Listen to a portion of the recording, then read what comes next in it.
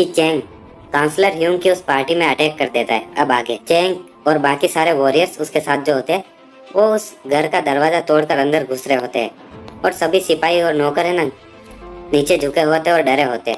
Chang कहता है कि जल्दी किन मैन और वॉरियर लिन रास्ते से उन सिपाही और नौकरों को हटा रहे होते। तो चैंग को बहुत सारे फियर पॉइंट्स मिलते हैं और उसे बहुत सारी नोटिफिकेशन भी आती है कि आपको 99 फियर पॉइंट्स मिले, 188 फियर पॉइंट्स मिले। आगे वो मर रहा एक नौकर कहता है कि जल्दी से ऑफिसर को बुलाओ और वो लोग ऑफिसर ऑफिसर करते हुए भाग रहे होते। हम देखते हैं कि डर के कारण चैंग को बहुत सारे पॉइंट्स भी मिल रहे होते हैं। आगे वहाँ पर एक ऑफिसर आता है, वो कहता है कि अब मैं यहाँ पर आ गया हूँ, डरने की कोई जरूरत नहीं है। तो वहाँ पर खड़े लोग कहते हैं कि शीरो, आखिर शीरो आ ही गया। तो आदमी कहता है कि लॉर्ड प्लीज डरिए मत, मैं इन लोगों को अब और ज्यादा तबाही नहीं मचाने दूंगा। और आगे वो कहते हैं कि आखिर एक तुम्हारे जैसे छोटे लुटेरे की ये सब करने की हिम्मत कैसे हुई। तो किनमैन उसे सिर्फ एक अटैक में पीछे फेंकता है और कहता है कि मेरे रास्ते से हटो। हम देखते हैं कि वो पीछे जाके गिरता है और मर जाता है। तो वो लोग कहते हैं शीरो मारा गया। आगे वो सभी लोग फिर से भाग रहे होते हैं और वॉरियर लिन और किनमैन उन्हें मारते जा रहे हैं। और वापस हम उसी घर का सीन देखते हैं जहाँ पर कि वो आदमी लियो जी का रेप करने की कोशिश कर रहा है। और आगे वो कहता है कि आखिर ये बाहर क्या शोर मच रहा है। और वो कहता है कि अब मुझे डिस्टर्ब मत करो और अपना काम ठीक से करो। तो वो लड़की कहती है कि आखिरकार वो आ गया मुझे बचाने के लिए। तो आदमी उसे एक झापट मारता है और उसके बालों को पकड़ते हुए कहता है कि तुम्हें कोई नहीं बचा सकता, मेरे सभी आदमी बाहर खड़े हैं। तो वो कहती है कि वो आ गया और वो तुम्हें मार देगा। आगे वो कहता है कि मैंने कहा कि कोई भी तुम्हें नहीं बचाने वाला। तो फिर से वही चीज़ रिपीट कर रही होती है, वो मुझे आकर ज़रूर बचाएगा। तो आदमी कहता है कि एक बार मेरा काम पूरा हो जाए तो मैं भी देखता हूँ कि तुम्हें कौन बचाने के लिए आता है। हम देखते हैं कि गेट टूटता है और चैंग होता है घोड़े के ऊपर। चैंग उस गेट से एंटर करते हुए उस आदमी की तरफ बढ़ता है। वो आदमी कहता है कि आखिर ये क्या है, और वो कहता है प्लीज मुझे मत मारना। हम देखते हैं कि चैंग उस घोड़े को उस आदमी के ऊपर खुदवा के मार देता है। और वो लड़की कहती है कि बिग ब्रो, ब्रो मतलब इधर भाई नहीं होता, चाइना में कुछ अलग ही सिस्टम है। आगे चैंग कहता है कि तुम्हें चिंता करने की कोई ज़रूरत नहीं है, तुम बाहर जाओ और मेरा इंतज़ार करो। वो कहती है ठीक है। आगे हम देखते हैं कि बाहर एक बहुत बड़े से मटके जैसे में काउंसलर ह्यूंग छुपा होता है और उसके पास कदमों की आवाज़ आती है और वो आवाज़ कहती है कि तो तुम हो काउंसलर ह्यूंग। हम देखते हैं कि वो चैंग होता है। काउंसलर कहता है कि प्लीज़ तुम्हें जो चाहिए वो ले लो, लेकिन मुझे मत मारना। चैंग कहता है कि आखिर मैं तुम्हें क्यों जिंदा छोड़ूं, तुमने मेरी होने वाली बीवी से शादी करने की कोशिश की। और उस मटके पर वार करके उसे मार देता है और कहता है कि बाहर में जाओ। चैंग को है ना 388 फेयर पॉइंट्स मिलते हैं और उसके टोटल फेयर पॉइंट 10,000 तक पहुंच गए। और उससे नोटिफिकेशन आती है कि तुम अब सिस्टम का शॉपिंग यूज़ कर सकते हो। आगे हम देखते हैं कि उसके बाद चैंग ने दरवाज़ा तोड़ा और उस पूरी जगह को आग लगा के वहाँ से चला गया। हम देखते हैं कि कुछ लोग है ना आग पे पानी डालते हुए कहते हैं कि जल्दी से आग को बुझाओ। और चैंग और बाकी सारे वॉरियर्स वहाँ से भाग रहे होते हैं। आगे वो लड़की उसकी तरफ देखते हुए कुछ सोच रही होती है। चैंग कहता है कि तुम्हें चिंता करने की ज़रूरत नहीं है, मैं टॉड विलेज का लीडर हूँ। तो लड़की कहती है लेकिन यहाँ पर तो अब सभी लोगों ने तुम्हारा चेहरा देख लिया। तो चैंग कहता है कि यह लड़की सच में काफ़ी ज़्यादा स्मार्ट है। आगे वो लड़की कहती है आज मैं काफ़ी ज़्यादा शुक्रगुजार हूँ, आज अगर आपने मुझे नहीं बचाया होता तो पता नहीं आज क्या हो जाता।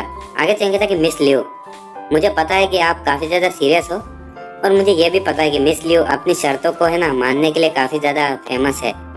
आगे उसके साथ वाला वॉरियर वापस आता है और कहता है मिस अगर आप डर गए हो तो हमें थोड़ी देर घोड़े से उतर कर थोड़ी देर आराम कर लेना चाहिए। तो मिस लियो कहती है कि ब्रदर यून मेरी चिंता मत कीजिए।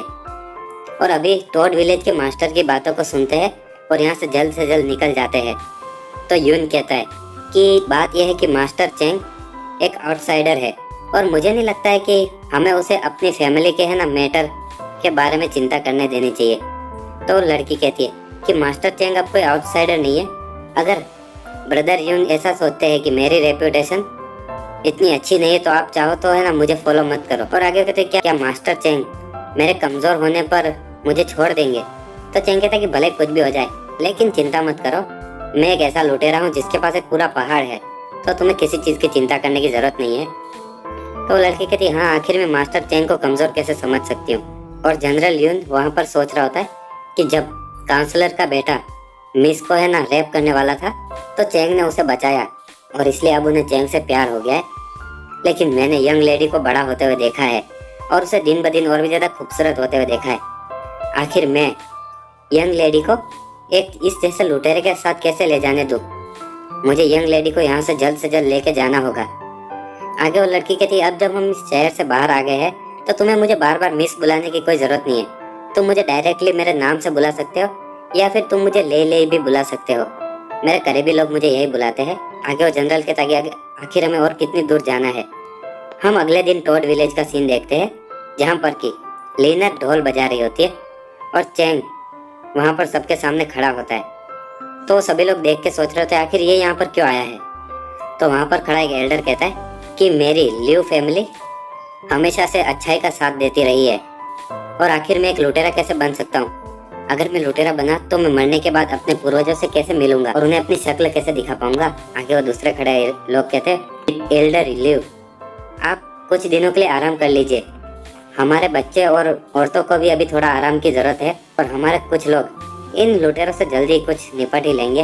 तो उनमें से एक आदमी कहता है कि ओए बच्चे, तुम अब चिंता मत करो, अभी कुछ दिनों तक हम तुम्हारे लुटेरों के है ना ये हाइड आउट को सेफ रखेंगे। तो अब तुम्हें है ना किसी चीज की जरूरत नहीं है, अब हमें सारी चीजों को कंट्रोल करने दो। और एक और आदमी कहता है कि ये नामुमकिन है, हम है ना कभी भी इस जन्म में लुटेरे नहीं बनने वाले। और एक बच्चा कहता है कि पिताजी मुझे बहुत डर लग रहा है।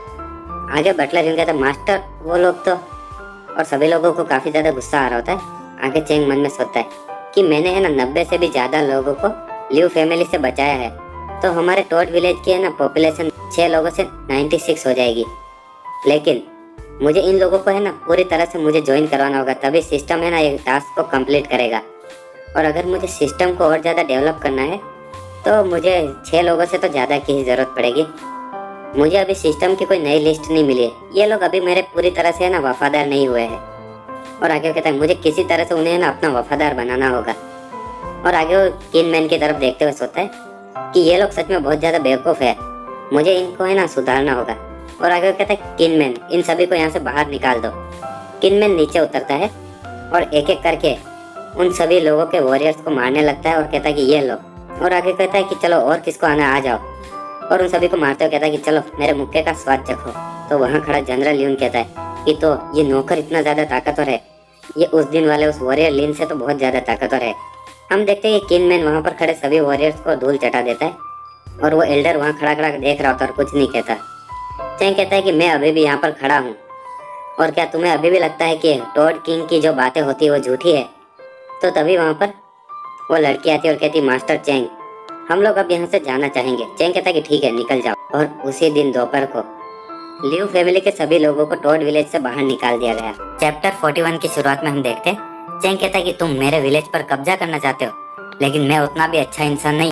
स्ट्रेटेजिस्ट कहता है कि ये लोग सच में काफी ज्यादा बेशर्म है, हमने उनकी जान बचाई लेकिन वो हमारे विलेज पर ही कब्जा करना चाहते थे। चैंग कहता है कि हाँ उन्हें हमारे विलेज पर कब्जा करना है, लेकिन वो अपने शान के लिए जीते हैं तो वो उसके लिए मरने के लिए भी तैयार है। और आगे कहता है ब्रदर किन, जाकर है ना जितने भी ट्रैप्स तुमने इधर आसपास लगाए हैं ना उन्हें हटा दो, मैं नहीं चाहता कि उन्हें किसी भी तरह की चोट लगे। और वॉरियर लिन तुम जाओ और है ना दूसरे सभी लुटेरों से कह दो कि उन्हें चोट ना पहुंचाए। उन लोगों के ऊपर वो गुलामों के है ना मार्क लगे हुए हैं, तो वो किसी भी शहर में नहीं जा सकते और उनके पास वापस जाने के लिए भी कोई जगह नहीं है। उनके पास औरतें और बच्चे भी है, तो वो यहाँ से ज़्यादा दूर नहीं जा पाएंगे। और आगे वो बटलर हिम से कहता है कि जब रात हो जाए तब तुम यहाँ से बाहर जाना और मेरा मैसेज वहाँ पर उन सभी को बताना कि टॉड विल अपने अंदर कुछ लोगों को शामिल करना चाहता है। जिन लोगों को ज्वाइन होना है उन्हें हमारे स्टैंडर्ड तक पहुँचना होगा और उन्हें हमारे विलेज के रूल्स को भी फॉलो करना होगा। आगे हम जंगल का सीन देखते हैं जहाँ पर कि वो सभी लोग बैठे होते हैं। एक बच्चा कह रहा होता है कि मम्मी मुझे बहुत भूख लग रही है, कुछ खाने को दो। तो उसकी माँ कहती जाओ सो जाओ, अगर तुम सो जाओगे तो तुम्हें भूख नहीं लगेगी। और एक आदमी चिल्ला रहा होता है, तो दूसरे लोग कहते कि आखिर तुम एक बच्चे की तरह क्यों रो रहे हो, क्या तुम्हें शर्म नहीं आती। तो आदमी कहता है भाइयों मेरे पैरों में कुछ ज़्यादा ही दर्द हो रहा है, आखिर हमें ये सब क्यों सहना पड़ रहा है। और जनरल यू और वो लड़की वहाँ पर बैठे होते हैं और वो ये सब लोग सुन रहे होते हैं। और आगे वो लोग कहते कि है ना उस टॉड विलेज से काफ़ी अच्छी खुशबू आ रही है, अगर हम उस साइड होते तो क्या हमें वो पेट भर के खाना देते। और दूसरे लोग कहते कि अगर ये लुटेरों का अड्डा है, अगर हम यहाँ पर कुछ टाइम तक रहेंगे तो हमें है ना ऐसा खाना खाना पड़ेगा जो उन्होंने लोगों से लूटा हुआ है, आखिर तुम ऐसा सहन कैसे कर पाओगे। तो दूसरा आदमी कहता है ये मेरे लिए तो ठीक है, मैं सहन कर लूँगा, लेकिन मेरे बच्चे का क्या, वो सिर्फ 6 साल का, वो भूख सहन नहीं कर सकता। और वो एल्डर वहाँ पर बैठा वो सब सुन रहा होता है और आगे सोचता है कि लोग काफ़ी ज़्यादा कंफ्यूज हो गए हैं। कुछ लोग अपने आदर्शों पर टिके रहना चाहते हैं और कुछ लोग उन लुटेरों के साथ मिलकर अपना पेट भरना चाहते हैं। कोई शक नहीं कि वो है ना लियो फैमिली के है ना नौकर है। तो वहाँ पर बैठे लोग कहते हैं कि बहुत भूख लग रही है, और दूसरा आदमी कहता है कि कल काफ़ी अच्छा खाना खाया था मैंने। और वापस एक आदमी कहता है कि ये जिस चीज़ की खुशबू आ रही है ये तो वो मिर्ची है ना, और हमारे सिटी में तो सिर्फ बड़े लोग ही ऐसी मिर्ची खाते हैं। और आगे वो एल्डर्स होता है। अब जब ये लोग यहाँ से बाहर निकाल दिए गए हैं टोड विलेज से, तो अब ये लोग वापस है ना माउंटेन में चले भी जाए ना, तो उन लुटेरों के द्वारा इनको है ना बस यूज़ किया जाएगा, और उन लुटेरों से लड़ना तो और भी ज़्यादा हार्ड है हमारे लिए। आगे वो एल्डर सोचता है कि हमारे पास अब जाने के लिए और कोई जगह नहीं बची है, आखिर हम अब इस सिचुएशन से बाहर कैसे निकलेंगे।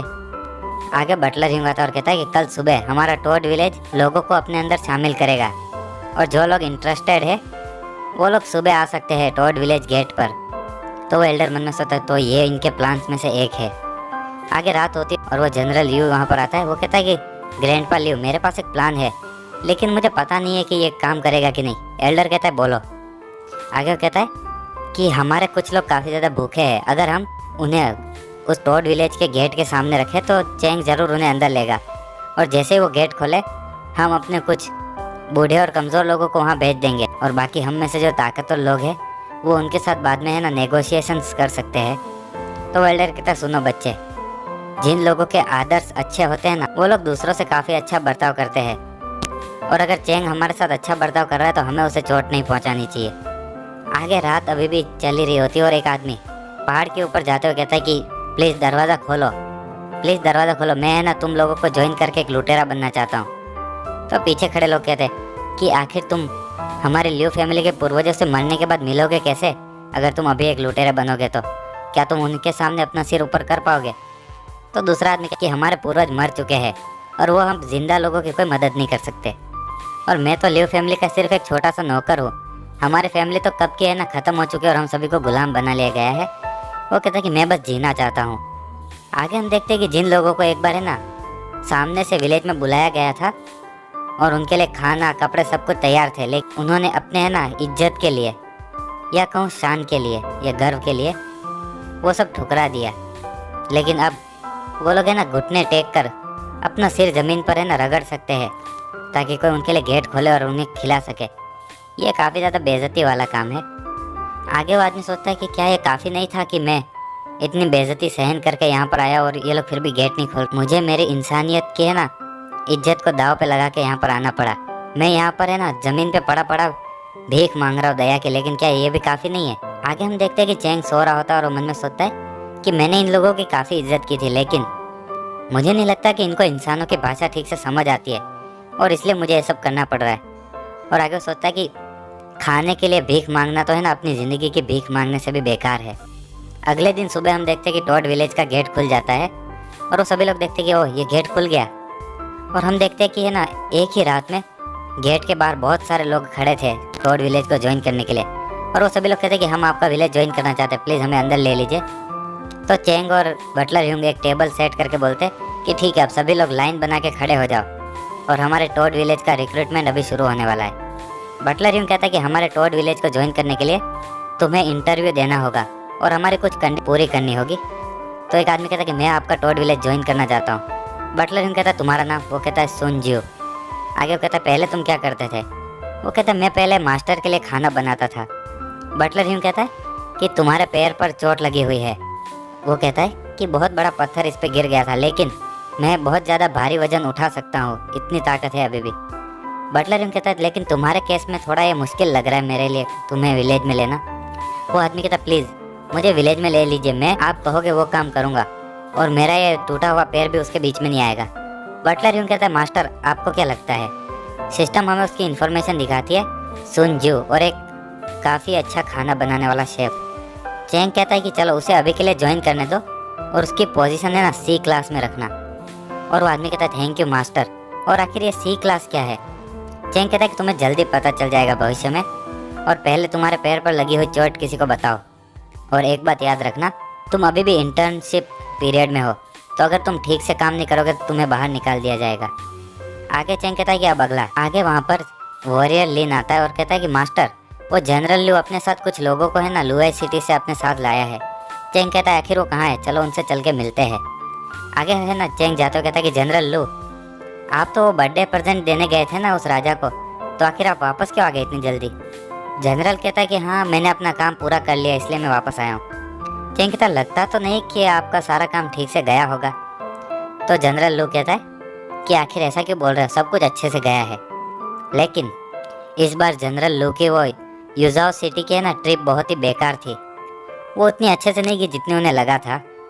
युजाओ सिटी का राजा यांग लोंग टिंग वो उस जमीन का असली राजा है, और सुए बैकचुआन जिस स्ट्रेटेजिस्ट ने अभी अभी उसके लॉर्ड को मारा और सिटी पे कब्जा किया है, उसे है ना उस यांग लोंग टिन का सपोर्ट चाहिए ताकि वो अपने है ना राजगद्दी को सुरक्षित कर सके। लेकिन एक चीज़ थी जो सुए बेंचुआन को नहीं पता थी कि 10 साल पहले जब रोंग क्लैन ने इस राज्य पर हमला किया था, हान हो जो कि पुराना सिटी लीडर था, उसने है ना इस शहर को काफ़ी टाइम तक डिफेंड किया और पीछे से सिपाहियों के आने तक है ना उन रोंग क्लैन वालों को रोक के रखा था। और जो पीछे से सिपाही आए थे उनको जो लाया था वो अभी का युजाओ का राजा यांग लोंग टिन है, और उन दोनों ने साथ में मिलकर 3 सालों तक रोंग क्लैन वालों से लड़ाई की। तो वो लोग भाई से भी बढ़ के बन चुके थे, और ओरिजिनली है ना यांग लोंग टिन को पता नहीं था कि हैन हु मर चुका है, और उसे ये सब है ना तब पता चला जब जनरल लू उसके पास बर्थडे गिफ्ट लेके गया। उसने है ना बर्थडे गिफ्ट ले लिया, लेकिन जनरल लू के मैसेंजर को मार दिया और सिर्फ जनरल को ही वापस जाने दिया ताकि वो सुए बैकचुआन को है ना बता सके कि वो अभी सिपाहियों को हमला करने के लिए भेजेगा, और उसके भाई की है ना कब्र के पास में ही सुए बैकचुआन की कब्र है ना बनाएगा। ऑफ कोर्स जनरल लू ने है ना चेंग को है ना ये सारी चीज़ें नहीं बताई क्योंकि उसका अभी नसीब और भी ज़्यादा खराब चल रहा था। आगे जनरल लू कहता आखिर यहाँ पर इतने सारे लोग क्या कर रहे हैं? चेंग कहता है कि हमारा टोड विलेज अभी है ना लोगों को हायर कर रहा है और हम अच्छी खासी ट्रीटमेंट भी दे रहे और घर भी दे रहे रहने के लिए। क्या जनरल लू आप हमारा विलेज ज्वाइन करना चाहोगे? जनरल लू मन में सोचता है कि तुम कोई गलती कर रहे हो, मैं तुम्हारा दुश्मन हूँ। ऐसा नहीं कि मैं तुम्हें मारना चाहता हूँ, लेकिन तुम मुझे एक लुटेरा नहीं बना सकते। चेंग आगे कहता है हाँ कोई बात नहीं कि ठीक है, चलो ये है हमारी डील। और जनरल लू कहता आखिर तुम चाहते क्या हो? वो कहता जो भी यहाँ से इस विलेज के पार जाना चाहता है उसे है ना टोल फीस पे करनी होगी। आगे जनरल लू कहता मास्टर चेंग, मैं आपको एडवाइस दूंगा कि प्लीज़ हम पर थोड़ी दया दिखाइए, और वो काफ़ी गुस्से में बोल रहा होता है।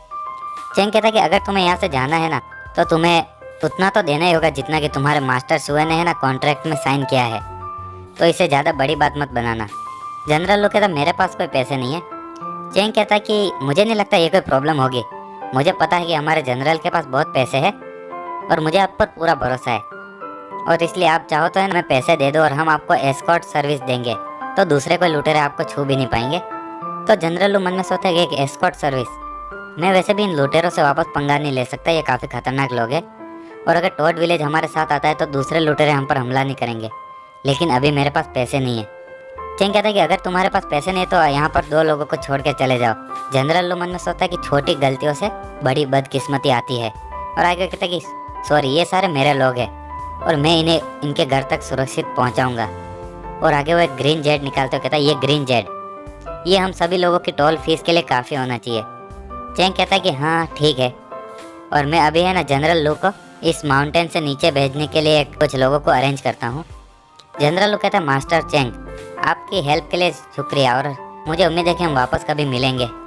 और जब वो जा रहा होता है चेंग मन में सोचता है कि मुझे डर है कि जब हम वापस मिलेंगे तब हम दोनों दुश्मन होंगे। आगे हम देखते हैं कि बहुत सारे लोग विलेज के अंदर खड़े होते हैं, और बटलर ह्यूम कहता है कि मास्टर आज 50 से भी ज़्यादा लोगों ने हमारे टोड विलेज को ज्वाइन किया है और अभी कुछ 30 लोग और बचे हैं। चेंग कहता है कि ठीक है चलो अब दरवाज़ा बंद कर दो। और वो लोग बात कर रहे होते कि अगर तुम मेरी बात सुनना चाहो ना तो मास्टर चेंग सही में बहुत ही अच्छे इंसान है, उन लोगों ने कभी भी हमारे साथ बुरा व्यवहार नहीं किया, उन्होंने हमें गुलामी की ज़िंदगी से आज़ाद किया और हमारे लिए खाना और रहने की जगह भी तैयार की थी। क्या ऐसा इसलिए क्योंकि हमने उसकी दया को है ना कम समझा?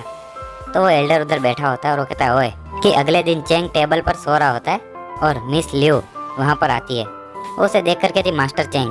चेंग की आंखें खुलती है, वो कहते कि मास्टर चेंग क्या आप प्लीज़ इस पहाड़ से नीचे जाकर मेरे ग्रैंडपा लियो और दूसरे लोगों से बात कर सकते हैं? वो सही में आपकी बात को टालेंगे नहीं इस बार। चेंग कहता कि मिस लियो मैं भी है ना तुम्हारे उस ग्रैंडपा से बात करना चाहता हूँ, लेकिन जैसा कि तुम देख ही सकती हो मैं यहाँ पर कितना ज़्यादा बिजी हूँ और मैं सही में एक और दिन बर्बाद नहीं कर सकता। तो मिस लियो वहाँ से चली जाती है नाराज होके। आगे चेंग मन में सोचता है, तो तुम चाहते हो कि मैं है ना अपना सिर झुकाकर तुम्हें बुलाने आऊँ ताकि तुम्हारे दिल को शांति मिल सके, लेकिन मुझे डर है कि इस बार तुम्हें खुद ही इस पहाड़ पे आना होगा। और शाम को हम देखते हैं कि मिस लू वापस आती है और कहती, मास्टर चेंग। चेंग कहता है, आखिर अब तुम्हें क्या चाहिए? वो कहती कि हमारी लियो फैमिली ने मुझे आपको सौंपा है और उसके बदले में उन्हें उम्मीद है कि आप हमारी फैमिली को अपने अंडर ले लेंगे। चेंग कहता है, क्या मतलब कि सौंपना? और वो कागज पढ़ते हुए वो सोचता है कि सौंपना मतलब कि जब तक मैं इनकी सारी मांगों को कबूल करता हूँ तब तक मैं इस लियो जी का मालिक बन जाऊंगा। और आगे वो कहता है कि इसका मतलब ये नहीं होगा कि लियो जी मेरी बीवी या रखेल होगी। चेंग के लिए वो सिर्फ एक किसी चीज की तरह होगी जो जब चाहे तब यूज कर सकता है। और उस कॉन्ट्रैक्ट में लिखा होता है कि चेंग डा लेई वो पूरी तरह से लियो जी की बॉडी का हकदार होगा और वो लियो जी को जो चाहे वो कर सकता है, चाहे उसे नुकसान पहुंचाना या कहीं बेचना।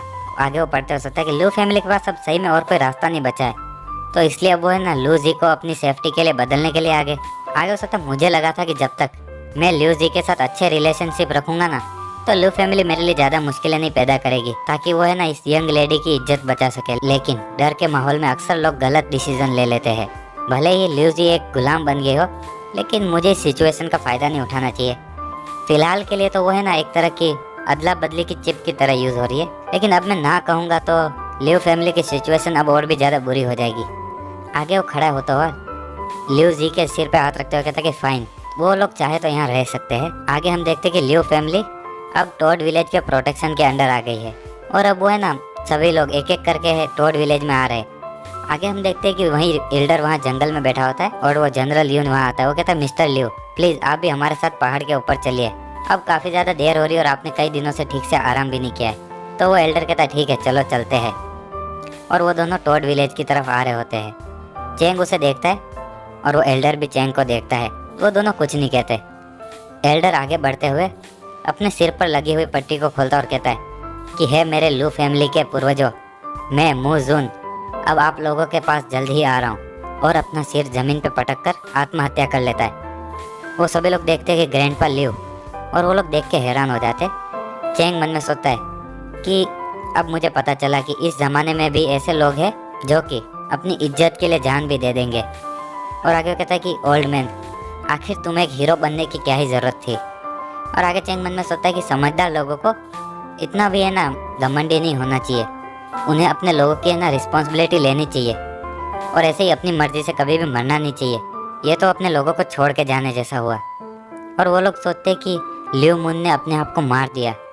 और चेंग मन में सोचता है कि अब इसकी मौत के साथ ही लोगों के मन में काफ़ी ज़्यादा नफरत फैल गई है और एक दिन ये नफरत एक जहर में बदल जाएगी। आखिर मैं इस नफरत को इन लोगों के दिल से कैसे हटा सकता हूँ। अब चेंग को है ना 10-11 ऐसी तरह से अलग अलग फियर पॉइंट्स मिल रहे होते।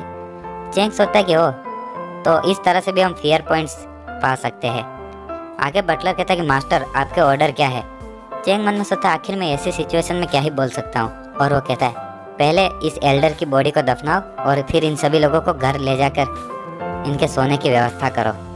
आगे जब हम देखते हैं कि चेंग वापस अपने कमरे में आता है तो लियो जी वहाँ पर बैठी होती है उसके बेड पर। चेंग कहता है कि आखिर तुम यहाँ पर क्या कर। चेंग को है ना लियो जी से 188 फियर पॉइंट्स मिलते हैं और वो डरते हुए कहती कि मास्टर मैं यहाँ पर। और आगे वो रुक जाती है और वापस वो कहती मास्टर मैंने आपके लिए गर्म पानी का बंदोबस्त कर लिया है, तो मैं यहाँ पर आपका इंतज़ार करूँगी, आप नहा लीजिए। चेंग मन में सोचता कि मिस लियो मुझे लगता है ना कि आपने मेरे इंटेंशंस को गलत समझ लिया है, तो अब आप अपने रूम में जाकर आराम कर सकती है। तो लियो जी कहती क्या मास्टर चेंग नहीं चाहते कि उनके साथ एक गुलाम आज रात को रहे। चेंग कहता कि नहीं मुझे रात को कोई नहीं चाहिए। तो वो कहती मास्टर चेंग क्या आपको मेरी बॉडी पसंद नहीं है। चेंग मन में सोचता है कि भले ही ये 14 साल की है और इस ज़माने में 14 साल की उम्र है ना शादी की उम्र हो जाती है, लेकिन फिर भी यार इतनी छोटी बच्ची। और आगे कहता है कि मुझे इससे यहाँ से भेजना होगा वरना मैं अपने आप को कंट्रोल नहीं कर पाऊँगा।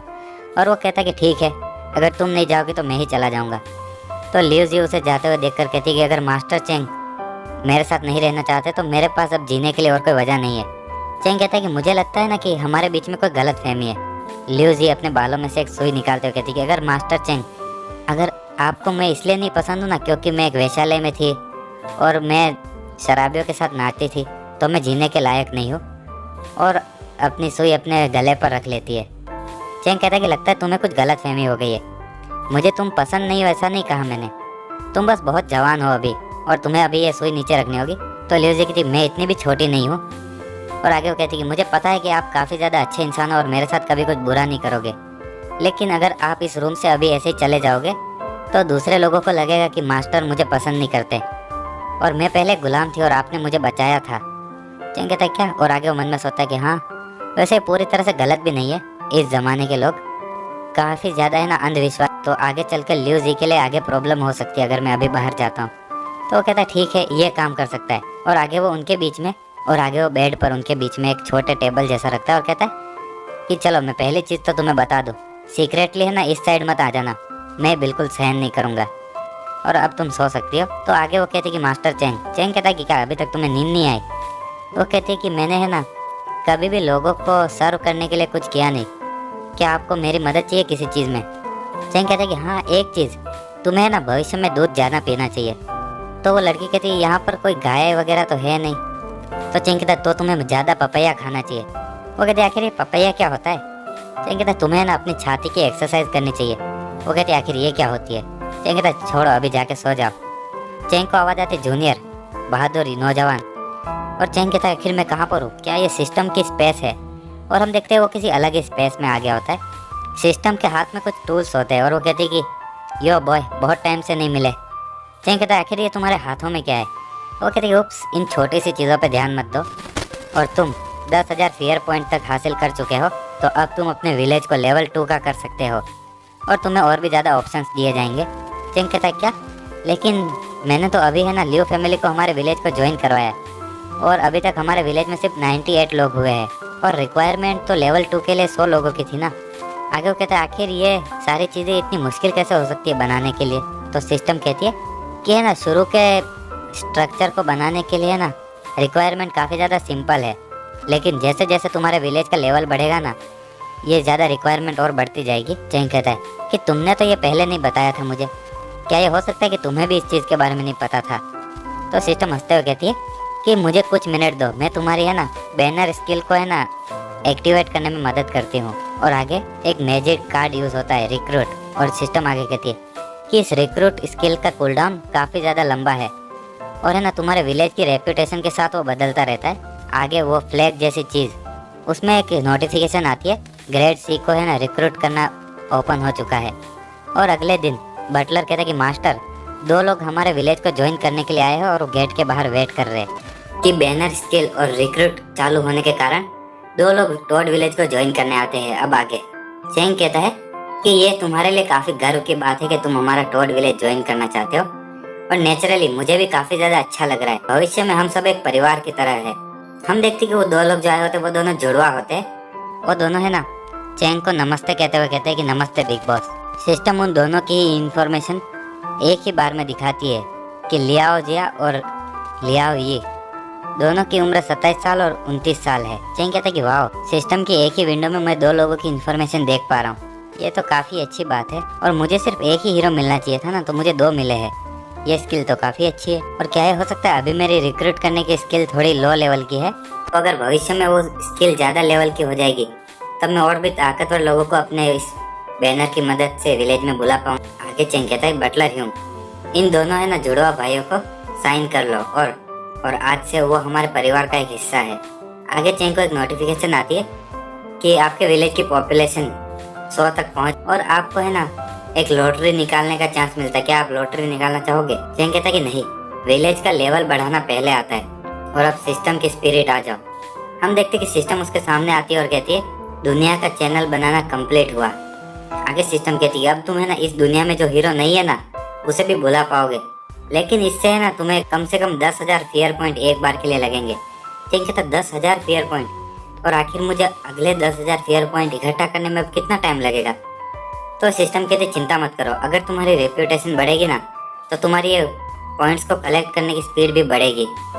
आगे बहुत सारी नोटिफिकेशंस होती है कि वर्ल्ड चैनल की डेवलपमेंट कंप्लीट हुई, असलियत को वापस लिखा जा रहा है और है ना अब लॉजिक को भी वापस लिखा जा रहा है। दुनिया के इस बैरियर की स्टेबिलिटी ओपन हो गई है और अब कनेक्टिंग स्टार्ट हो रही है। सिस्टम कहते हैं कि बहादुर नौजवान अलग अलग दुनिया के कोनों से या फिर दूसरी ही दुनिया से कई सारे लोग तुम्हारा साथ देने आएंगे और उन्हें लीड करो और अपनी खुद की कहानियां बनाओ। आगे नोटिफिकेशन आती है कि वर्ल्ड चैनल की डेवलपमेंट कंप्लीट हुई, विलेज को एक सेकेंडरी विलेज में बदला गया। आप 10,000 फियर पॉइंट को खर्च करके एक किसी भी रैंडम हीरो को बुला सकते हो। और एक और नोटिफिकेशन आती है कि विलेज अपग्रेड कंप्लीट, सभी विलेज की स्किल्स को बढ़ाया गया। हम देखते हैं कि टॉड विलेज अब लेवल 3 का हो चुका है और उसकी स्किल्स यूनिटी और हीलिंग है। और आगे और नोटिफिकेशन आती है कि विलेज का अपग्रेड कंप्लीट हुआ और मालिक का लेवल भी 1 बढ़ गया है। और एक और नोटिफिकेशन आती है कि हर बार जब आपके विलेज को अपग्रेड किया जाएगा आपको कोई भी एक रैंडम स्किल दी जाएगी। सिस्टम कहती है कि चलो अब ये पूरा हुआ। बॉय, क्या तुम अभी भी लॉटरी निकालना चाहोगे? चेंग उसकी स्किल्स को देखते हुए कहता है कि आखिर ये एलोक्वेंट स्किल क्या है और इस पे ऐसा क्यों लिखा है कि इससे मेरी बोलने की स्किल बढ़ गई है? और आखिर ये एबिलिटी करती क्या है? क्या ये किसी से विवाद करने की एबिलिटी है या फ्रॉड करने की एबिलिटी, मतलब धोखा दे? आगे वो किसी का उदाहरण देते हुए कहता है कि ये तो बिल्कुल उस प्राइम मिनिस्टर जोगे जैसा है जिसने की लड़ाई से पहले बोलना शुरू किया कि मैंने कभी भी इतना बहादुर इंसान नहीं देखा। सामने वाले जनरल से ऐसा कहता है और अंत तक प्राइम मिनिस्टर जोगे है ना बोलता ही रहा बिना रुके। और फिर वांग सितु ने लड़ाई शुरू होने से पहले हार मान ली। तो क्या ये स्किल भी कुछ ऐसी है? सिस्टम कहती है ये तो निर्भर करता है कि तुम इस स्किल को कैसे यूज करते हो।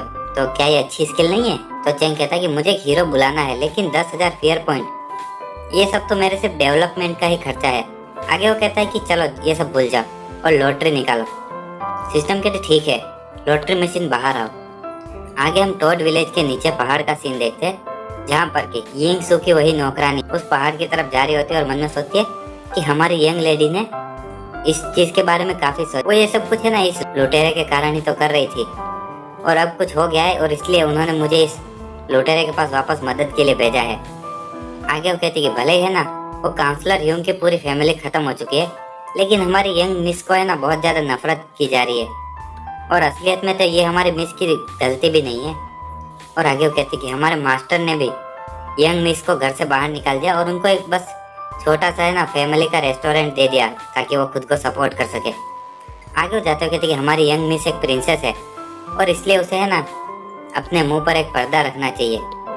हमारा रेस्टोरेंट का बिजनेस काफी ज्यादा बेकार चल और उस रेस्टोरेंट से हमारा काम नहीं चल सकता। और कई बार है ना कुछ बेवकूफ लोग आते हैं जो कि हमारे रेस्टोरेंट को बंद कराने के लिए प्रॉब्लम क्रिएट करते रहते हैं। और आगे वो ऊपर जाते हुए सोचती है कि ये सब तो उसी लुटेरे की गलती है ना, लेकिन मुझे लेडी ने है ना उसे ढूंढने के लिए कहा है। क्या ये हो सकता है कि ये खतरनाक लुटेरा मेरी लेडी की कुछ मदद कर सके? आगे हम देखते हैं कि सिस्टम लॉटरी मशीन को पीछे से एक मारती है जोरदार और उसमें से एक बॉल निकलती है। चेंग कहता है कि वाह ये तो एक गोल्डन बॉल है। सिस्टम कहती है ना बहुत अच्छी बात है ये तो। और हम देखते हैं कि उसमें से एक कुल्हाड़ी जैसा दिख रहा होता है। जब चेंग उस बॉल को हाथ में लेता है उसके हाथ में एक बहुत बड़ी कुल्हाड़ी आ जाती है जिसमें से कि आत्मा ही निकल रही हो ऐसा लगता है। चेंग कहता है कि वाह ये तो काफी अच्छा हथियार है और उसे नोटिफिकेशन आती है कि आपको एक गोस्ट फेस एक्स मतलब कि भूत के चेहरे वाली कुल्हाड़ी मिली है और इसके लिए कॉन्ग्रेचुलेशंस। और इसका वजन 108 किलो है और इसे एक लेजेंडरी ब्लैक माजिया कुन ने बनाया हुआ है। और चेंग है ना उस कुल्हाड़ी को ठीक से उठा नहीं पाता। वो कहता है ये तो बहुत भारी है। चेंग कहता है कि ये कुल्हाड़ी मेरे पास होने से मेरी ताकत तो बहुत ज्यादा बढ़ेगी लेकिन प्रॉब्लम ये है कि मैं इसे उठा नहीं सकता। ये तो बिल्कुल ऐसा लग रहा है जैसे अब मुझे है ना अपनी ताकत बढ़ाने का कोई रास्ता ढूंढना होगा। लेकिन अभी के लिए तो मैं इसको ऐसे छोड़ सकता हूँ, फिलहाल में तो मैं इससे सिर्फ लोगों को डरा सकता हूँ। आगे लियू जी वहाँ पर आती है और कहती मास्टर क्या आपको भूख लग रही है? क्या आप चाहते हो कि मैं आपके लिए कुछ खाने का बनाऊँ? चेंग कहता है कि नहीं मुझे अभी भूख नहीं लग रही है। और मैंने तुम्हें जो औरतों के जिम्नास्टिक दिखाए थे उसका क्या हुआ? तो वो कहती मैंने इसकी काफ़ी ज़्यादा प्रैक्टिस की है। चेंग कहता है ठीक है मुझे बताओ कि तुमने आखिर किस तरह से इसको प्रैक्टिस किया है। और आगे वो कुछ मूवमेंट करते हुए कहती कि मास्टर आखिर इन सब का यूज़ क्या है? चेंग कहता है कि इससे तुम हमेशा हेल्दी रहोगी और बिल्कुल भी आलसी नहीं बनोगी। आखिर मैं कैसे एक्सप्लेन करूँगी? यहाँ पर इस दुनिया में लोग हैं ना, कई लोग ऐसे हैं जिनके पास तुमसे काफ़ी कम चीज़ें हैं लेकिन तुमसे कई गुना ज़्यादा काम करते हैं। और आगे कहते याद रखना भविष्य में तुम्हें अच्छे से खाना है और खास करके सोया प्रोडक्ट्स। और सबसे इम्पोर्टेंट चीज़ तुम्हारी है ना एज डेवलपमेंट है। तो वो कहती ठीक है मास्टर मैं पूरी मेहनत करूँगी। हम देखते कि तभी वो नौकरानी वहाँ पर आती है और कहती कि आखिर तुम दोनों क्या कर रहे हो? तो चेंग कहता शाओ डे। लियो फैमिली और सू फैमिली है ना दोनों एक दूसरे के दोस्त थे। तो ये लियो जी और यिंग सू दोनों है ना एक दूसरे के अच्छे दोस्त थे काफ़ी पुराने। तो इसलिए वो नौकरानी भी इसे जानती थी। चेंग उससे कहता कि आखिर तुम यहाँ पर क्या कर रही हो? और नौकरानी कहती है आखिर ये यहाँ पर क्या कर रही है। तो लिवजे कहती है कि बहुत टाइम से नहीं मिले शाओ डे। और वो है ना बेड को देखते हुए कहते हैं कि यहाँ पर 2 कंबल है। और आगे वो कहती है कि हमारे मिस सू यिंग तुम्हारे बारे में सोचे जा रही हो, लेकिन तुम तो काफी खुश लग रहे हो यहाँ पर। चेंग कहता है ओ तो उन्हें भी मेरी याद आ रही है, और आखिर वो कैसी है। आगे वो नौकरानी अपने हाथ से एक कागज निकालते हुए कहती है कि मिस सू की सिचुएशन अभी काफी ज्यादा खराब है, तुम खुद ये देख सकते हो। तो चेंग आगे उस कागज को पढ़ते हुए कहता है कि बस अब मैं है ना सिटी में किसी को भेज रहा हूँ ताकि वो उन्हें वापस लेके आ सके। तो शाओ डे कहती है कि तुम है ना बस हमारे मिस को एक दूसरी खूबसूरत लड़की के रूप में ही देखते हो ना, वो कभी भी तुम्हारे जैसे एक लुटेरे को ज्वाइन नहीं करेगी।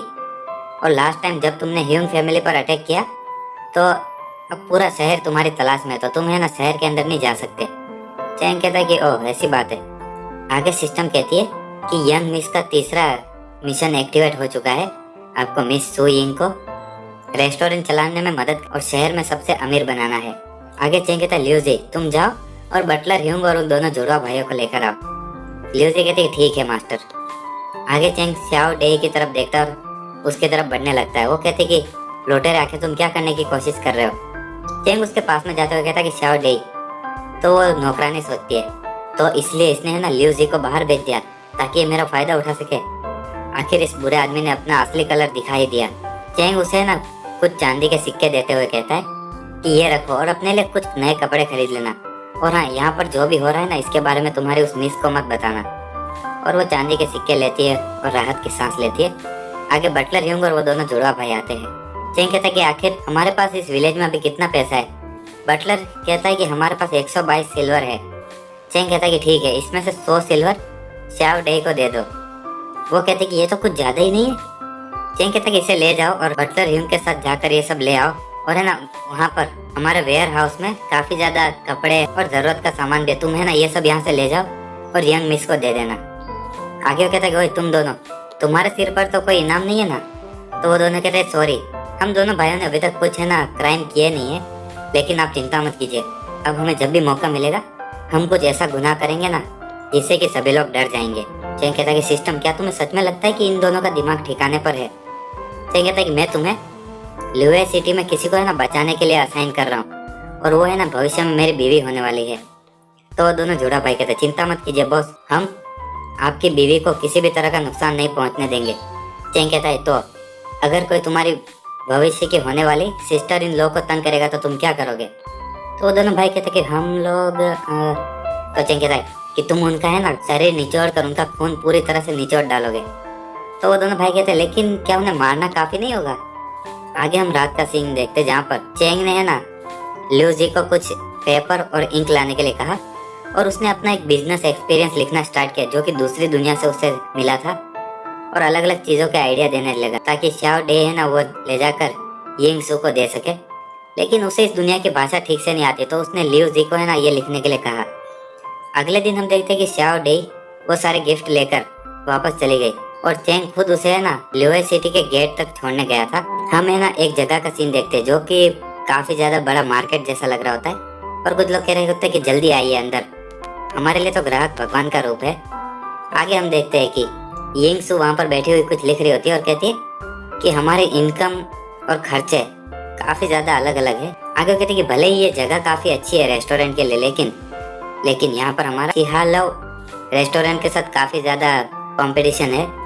आगे हम सामने वाले है ना शिहाइलू रेस्टोरेंट के है ना मालिक को देखते हैं जो कि वहाँ पर खड़ा खड़ा देख रहा होता है कि ये छोटी बच्ची जब वो मेरे सामने बिजनेस कर रही है तब भी वो अपने चेहरे पर वो पर्दा लगा के बैठ, और आगे वो मन में सोचता है कि सू शिहाई अब बहुत बुरी तरह से बीमार है और वो ज़्यादा टाइम तक जिंदा नहीं रहने वाला, और जब तक कि मैं इस छोटी बच्ची को यहाँ से भगा सकूँ तो सू फैमिली का सरनेम बदल कर ली हो जाएगा। सू फैमिली मतलब कुछ है ना, मुझे लगता है कि जो टॉप पर होते होंगे ना उनको ये सरनेम दिया जाता होगा, और फिलहाल में इस आदमी का सरनेम ली है। आगे वो मन में सोचता है कि है ना तुम्हारी ये बदकिस्मती है कि तुम एक लड़की हो, लेकिन चलो देखते हैं आखिर तुम कब तक यहाँ पर सरवाइव करोगी। हम देखते कि उसके रेस्टोरेंट में कुछ लोग जाते और कहते तो आखिर आपने क्या तय किया, क्या तुम ये रेस्टोरेंट हमें बेचना चाहती हो।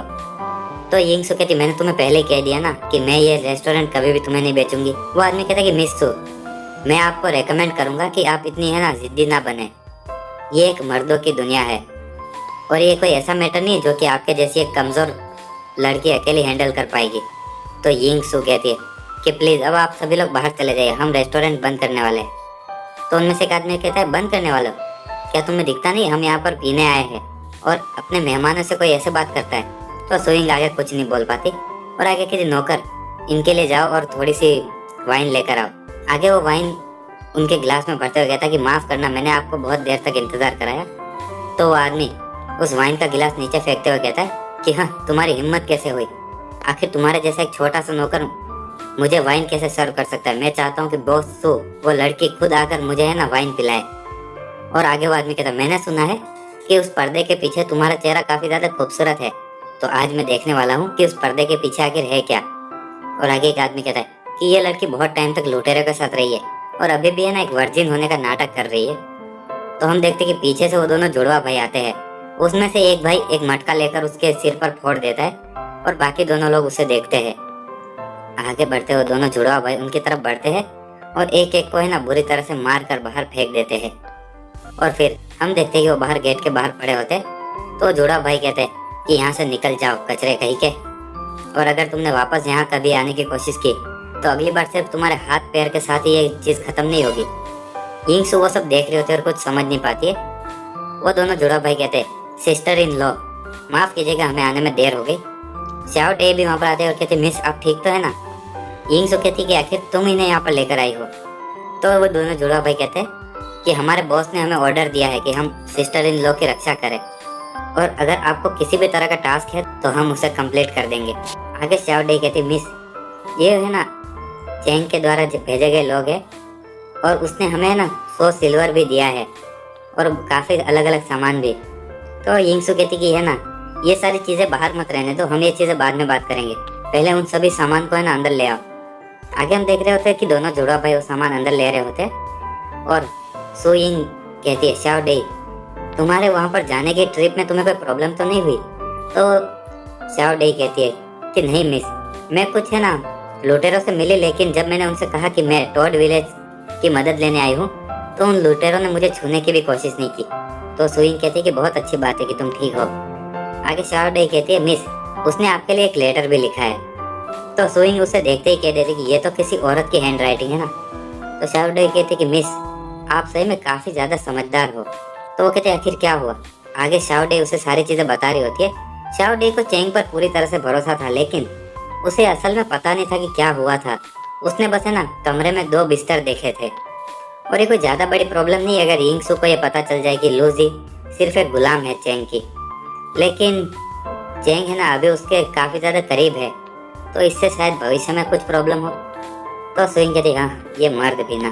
और आगे श्याओ डे कहती कि मिस उसने हमें जो सिल्वर दिया है उससे हम अपने रेस्टोरेंट को पूरी तरह से वापस नया रेनोवेट कर सकते हैं, और उसने हमें काफ़ी ज़्यादा मिर्ची भी दी है जो कि अभी बहुत पॉपुलर है। तो वो कहती है हाँ वो सब तो ठीक है, लेकिन आखिर ये क्या हुडी फिश उसने क्या लिख के भेजी है, मुझे समझ नहीं आ रहा। उसने किसी तरह की डिश का नाम लिखा होता है जो कि उसकी दुनिया की होती है। आगे हमें आवाज़ आ रही होती विलेज से 1 2 3 कंटिन्यू और पूरी मेहनत करो।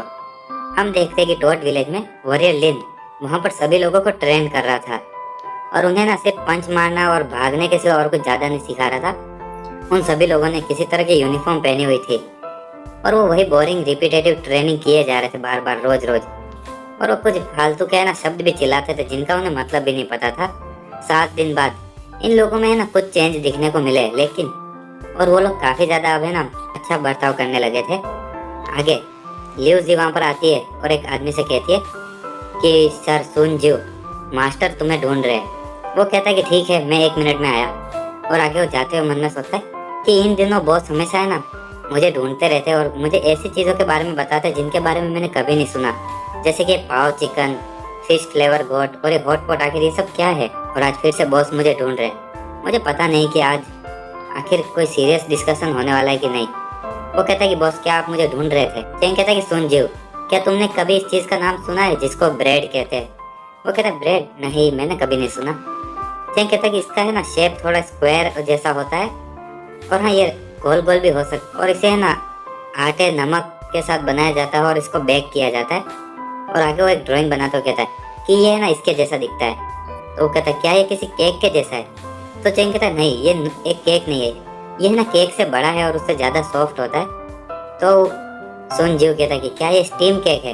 वो कहता है नहीं, ये स्टीम केक से भी ज्यादा बड़ा है। आगे सुनजू कहता है कि बॉस आप तो सच में काफी ज्यादा ज्ञानी हो, मैंने तो इस चीज के बारे में कभी सुना नहीं।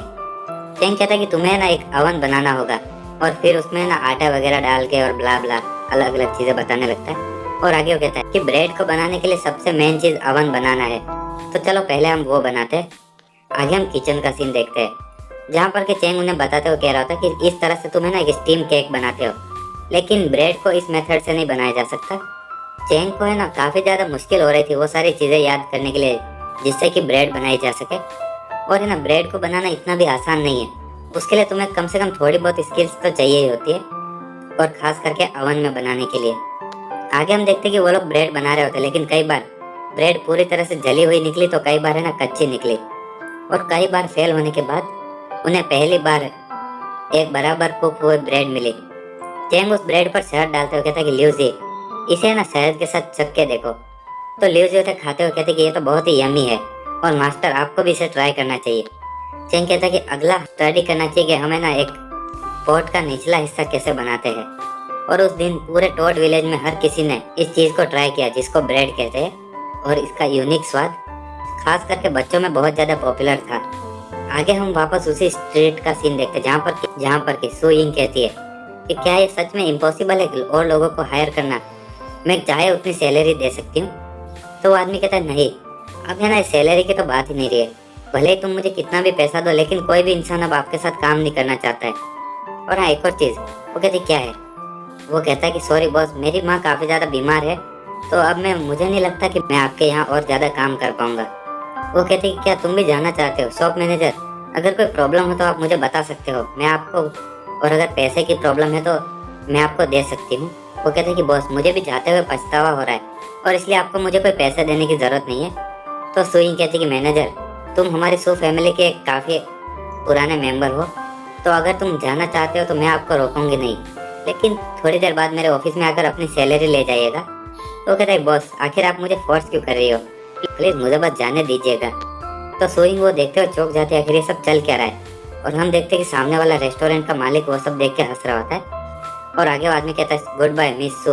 आगे सू यिंग मन में सोचती है कि मुझे सू फैमिली से निकाल दिया गया और अब मुझे ये डूबते हुए रेस्टोरेंट को संभालना है। और वो लोग हार नहीं मानने वाले, लगता है कि आज फिर से वो लोग यहाँ पर कुछ प्रॉब्लम क्रिएट करने आए हैं।